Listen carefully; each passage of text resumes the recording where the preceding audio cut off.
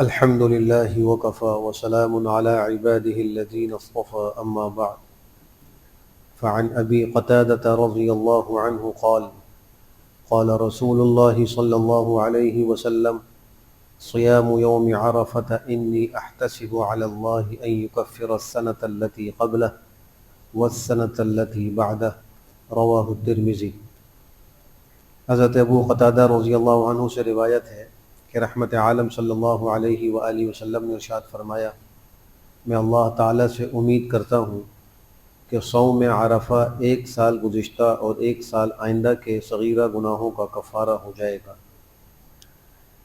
ذوالحجہ کے پہلے عشرے کے روزوں کی جو فضیلت ہے وہ ایک تو عمومی فضیلت ہے کہ ایک سال کے روزوں کا ثواب اللہ ایک دن کے روزے پر عطا فرماتے ہیں، لیکن یوم عرفہ جو 9 ذوالحجہ کو کہا جاتا ہے اس کی مزید فضیلت یہ ہے کہ اس سے ایک سال پہلے اور ایک سال آئندہ کے گناہ معاف کر دیے جاتے ہیں۔ جو لوگ جس علاقے میں رہتے ہوں اس علاقے کے اعتبار سے یوم عرفہ معتبر ہوگا۔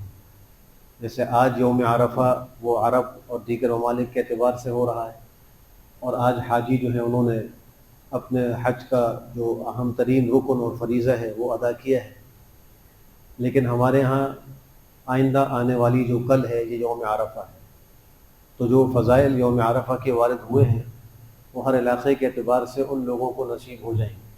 بعض لوگ یہ سمجھتے ہیں کہ سعودی عرب میں یا دیگر ممالک میں جو یوم عرفہ ہے بس وہی ہمارے لیے بھی یوم عرفہ ہے، تو ایسا نہیں ہے۔ ان لوگوں نے جو چاند دیکھا ہے وہ اسی کا اعتبار کریں گے، اور ہمارے ہاں ہمارے شام کا اعتبار ہوگا۔ دوسری بات یہ ہے کہ عرفہ کے دن کا ایک مخصوص عمل وہ فجر کی نماز سے شروع ہوتا ہے، وہ تکبیرات تشریق کا ہے۔ عرفہ 9 ذوالحجہ کی فجر سے لے کر 13 ذوالحجہ کی عصر تک جو 23 نمازیں بنتی ہیں، ان میں ہر فرض نماز کے بعد ایک دفعہ تکبیر تشریق کہنا واجب ہے۔ احتیاط جس قول میں ہے وہ یہ ہے کہ ہر وہ شخص جس پر نماز فرض ہے اس پر 9 ذوالحجہ کی صبح سے لے کر 13 کی عصر تک تکبیرات تشریق کا پڑھنا واجب ہے، چاہے وہ گاؤں میں رہتا ہو، چاہے وہ مسافر ہو، چاہے اس پہ قربانی واجب ہو یا نہ ہو۔ جس پہ نماز فرض ہے اس پر محتاط قول کے مطابق تکبیر تشریق کا پڑھنا بھی واجب ہے۔ اور تکبیر تشریق کے الفاظ یہ ہیں: اللہ اکبر لا الہ الا اللہ واللہ اکبر وللہ الحمد۔ مردوں کے لیے اس میں جہر مستحب ہے، یعنی اونچی آواز سے پڑھنا چاہیے۔ بعض لوگ اس میں شرماتے ہیں، حیا کرتے ہیں، اونچی آواز سے نہیں پڑھتے، یہ بہت ہی غلط طریقہ ہے۔ ویسے ہماری آواز مسجدوں میں بلند ہو جاتی ہے، بات چیت گفتگو میں اونچی ہو جاتی ہے، لیکن جہاں شریعت کا حکم ہے کہ آواز کو اونچا کیا جائے وہاں ہماری آواز پست ہوتی ہے۔ عورتوں کے لیے حکم یہ ہے کہ وہ گھروں کے اندر آہستہ آواز سے ان تکبیرات کے پڑھنے کا اہتمام کریں۔ عورتیں بسا اوقات بھول جاتی ہیں، چونکہ وہ جماعت سے نماز نہیں پڑھتی، تو ان کو چاہیے کہ گھر میں جس جگہ نماز پڑھنے کا معمول ہو وہاں کوئی بورڈ یا کوئی کاغذ لکھ کر لگا لیں، تاکہ اس کو دیکھ کر ان کو بار بار یاد دہانی ہوتی رہے کہ ہم پر بھی اس کا پڑھنا واجب ہے۔